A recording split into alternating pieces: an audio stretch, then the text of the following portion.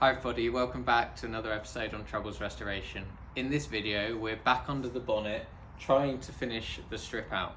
Let's see how much of the bonnet I can strip out as per the workshop manual. Let's go. Hi guys, it's Thursday evening. I've come out to the garage to try and finish clearing the contents of the bonnet space on Trouble. So yeah, on the weekend my goal was to try and clear it, but as ambitious as ever, my plans of getting the fuel tank, getting the Eberspacher heater, air compressor, and all of the other kind of like heating ancillary stuff out of the car didn't quite come together. Getting the fuel tank out took a hell of a lot longer than I anticipated. It was a lot harder than I thought, actually. So that took up most of my time on Sunday, so I didn't get the rest out. So yeah, I've come out to the garage this evening to try and kind of wrap up under the bonnet. Hopefully I can do that tonight. Might also have to do a bit tomorrow, but I really want to kind of got that done so that I can move back on the car and take the engine out this weekend. That's my hopes. Really want to try and get the engine out on the weekend, which will be awesome.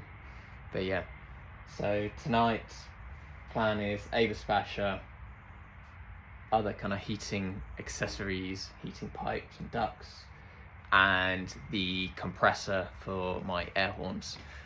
Yeah, let's go. Right, before I could take the Eberspacher out, I first needed to disconnect all of its connections, and there were a few of them. There was a fuel pipe, some electrical connections, and one heater control connection. To get at the electrical connections, I had to take the lid off. To do this, I just needed to undo these two nailed thumb nuts on the top of it. As you can see, these thumb nuts had decided to turn themselves into, I guess, adjustable pipe grip nuts. Not so easy to undo with my thumbs. While I fight to undo these, now is probably a good time to explain what exactly an Eberspacher heater is and how they work. These heaters were optional extras that allowed you to either preheat the car. I know, it's amazing. Porsche were ahead of their time. I think you could also get an app to do this from your kitchen. The app bit's a joke, although I think you can now do that with modern Porsches.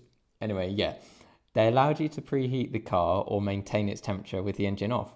Unfortunately, they were pretty expensive and arguably complicated, which meant they weren't very popular. Fortunately for me though, this means they're now pretty rare and relatively expensive. They worked by taking a fuel supply from the petrol tank and burning it in a controlled chamber. This combustion process obviously generated heat, which then heated air up through a heat exchanger and was then passed into the car through heater hoses. They were those papery aluminium heater hoses in my last video. I eventually got the so-called thumb nuts off and could then lift the lid off the Eberspacher. Wow. This is new. Going back to what I just said about it being arguably complicated, let's swap arguably for very. God knows what all this does. Luckily though, to disconnect the wires and the heater control was pretty easy. The wires were just on some more spade connectors and the control wire just had a little wire clamp. With these undone and the fuel supply pipe union undone, we were now in a position to finally take the heater out. This didn't quite go to plan. The Eberspacher only had two hard fixings holding it in, one of which was no longer, and then one soft mounting on the so-called nose. This was a rubber bush support. Emphasis on was. You might guess what's coming next.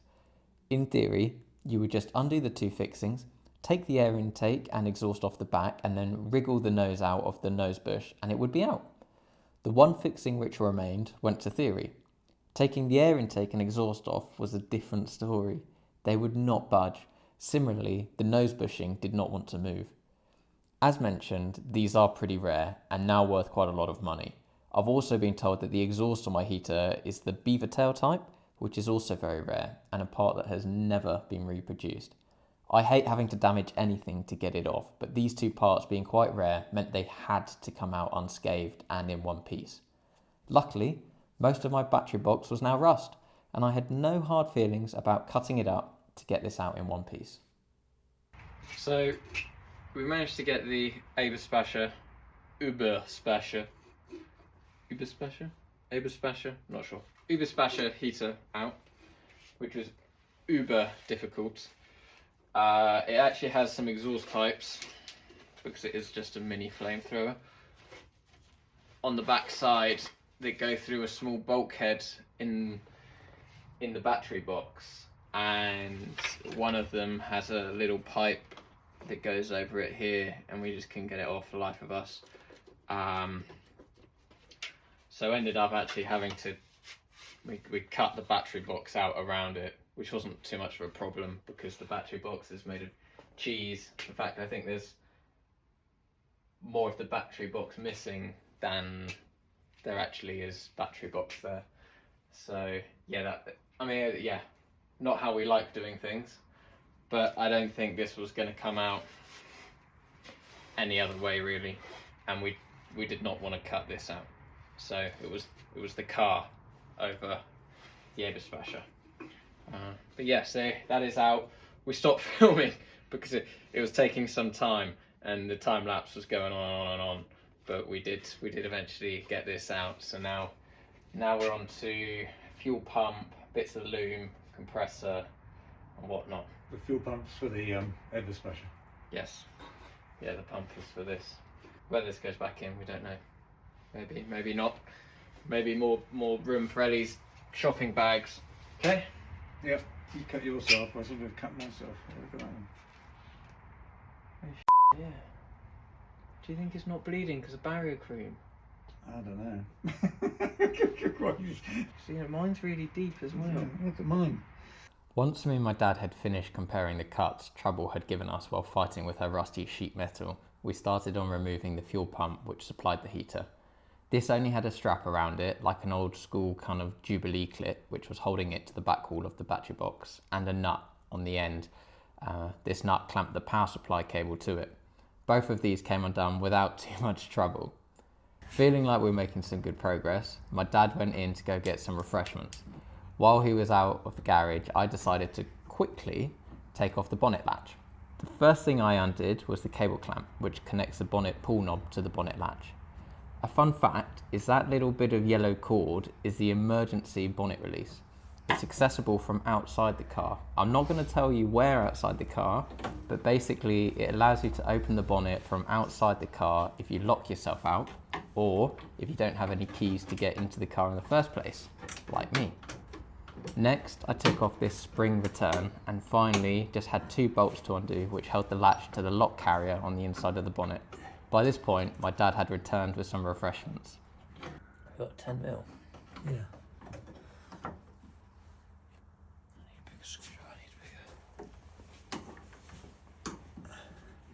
Oh, the nut's captive. I think so. I think they're bigger than 10 loz. I think you better undo it with a nut rather than a screwdriver. How much? There must be 13 or 12.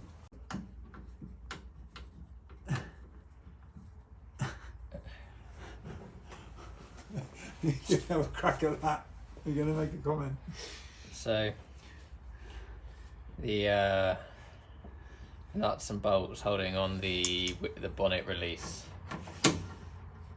are apparently 11 mil. Who'd have thought? They love throwing in these curveballs of sizes. Oh, good. Running tight. I hadn't done it. Right.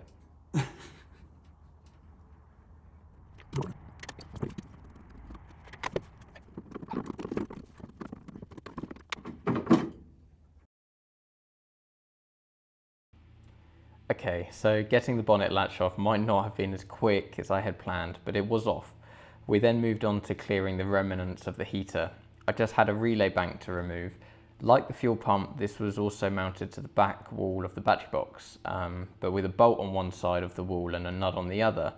Unless you had Mr. Tickle arms, they were pretty awkward to get to on your own, so I attacked it from one side and my dad the other. To make matters worse, they were very rusty. You might guess where this one's also going. Okay. Yeah.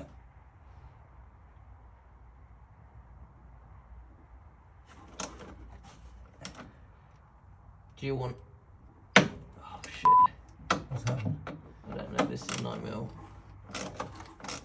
or something. Snap. It's just going round and round and round in circles. What's going round? The nut. The whole thing's just rotating. My spanner's dropped. Oh.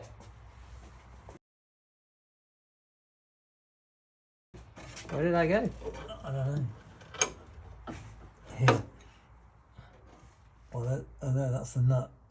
That was my bit. That's the bit. Oh, how's your bit? My bit just vanished. Eventually, it did snap, and quite spectacularly. So spectacularly that the bolt head just turned into energy and was never seen again.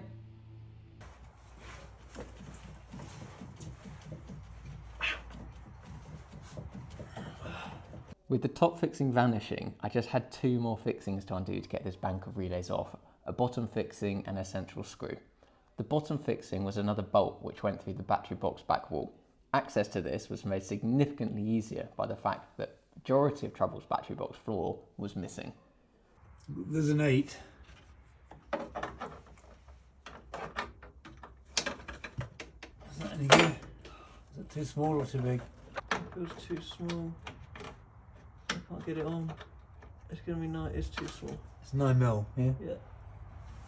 Thank you. Oh yeah. Bit. Oh, I got some car in my eye.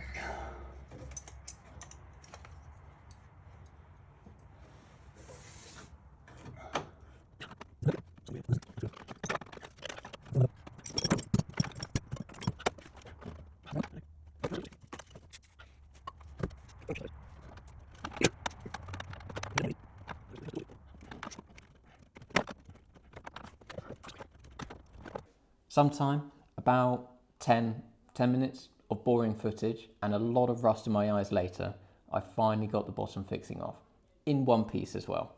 This left me with a final single central screw to undo. Good, that went well. Right, you've got to lean on that heavily and try and unscrew it. Push and unscrew, see if you can undo it. It might not go. Nail.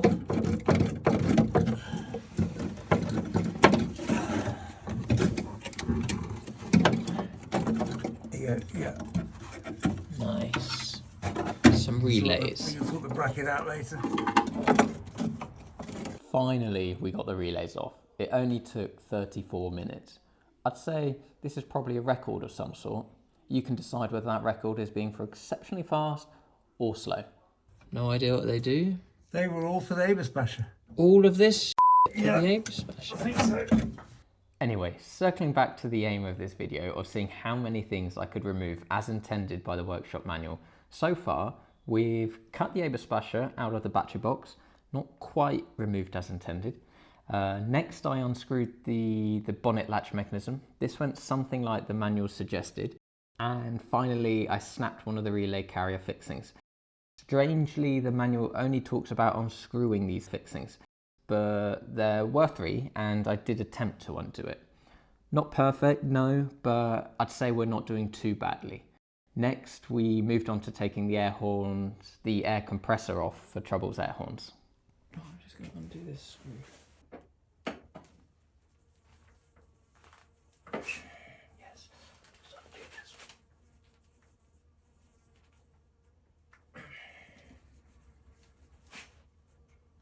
No, I'm not. There's a nut on the back. As my dad correctly said, there was actually a nut on the back of the screw. Amazingly, once we stopped it from rotating, we were able to undo the screw. Earth strap. Off. With the earth strap off, we then started on the retaining bracket for the air compressor. Similar to the relay bank, unless you had Mr. Tickle arms, it was almost impossible to undo these fixings without another set of hands. They were all fastened through the inner wing with nuts instead of captive nuts. And my ratchet's just fallen into neutral.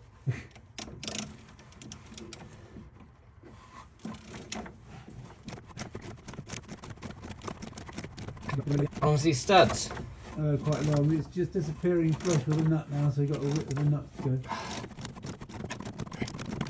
Right, we're going to have some serious weight saving when we rebuild this thing.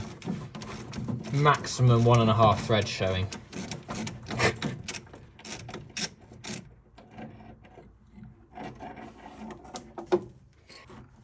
Yeah. You ready? Yeah. Oh,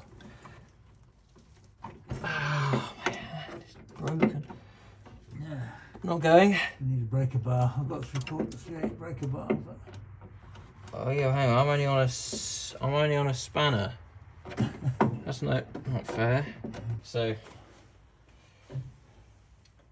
this is what my dad's chosen to undo this nut, and this is what I've got.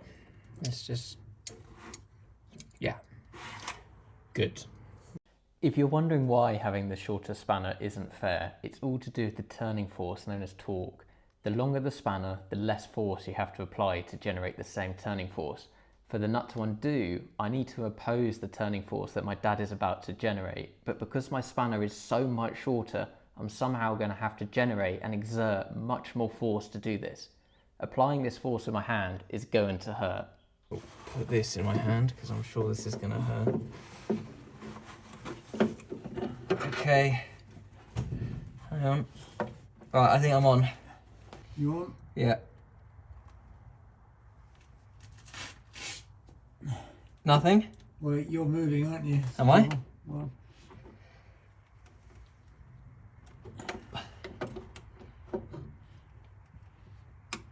I'm not moving. yeah. Are you moving? Well, it might be coming off then, hold on. How far are you moving every swing? I need to reposition it because I can't.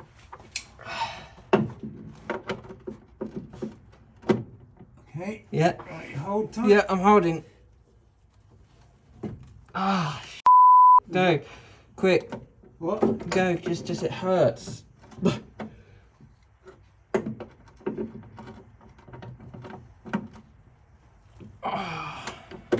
Go back to the socket, and if that's moved, it must be on. It must be moving. Again. Yeah.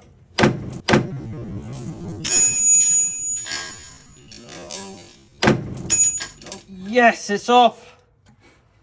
Oh, look. We did it. We got that one off nice. Oh. Ah. So is the compressor off? Yeah, the compressor's off. Right. Yep. Well, good. Is that the jobs list for tonight? That's the jobs list for tonight. Ouch. I don't think I've ever been so happy for a bolt to shear. Clearly not everything quite went as the manual suggested, but then again, when does it ever? Theory and practical are always two very different things. I hope you enjoyed this video more than my hand enjoyed trying to undo that last bolt. If you'd like to follow Trouble's journey and support her journey back to the road, please like, comment and subscribe. I'll see you next week.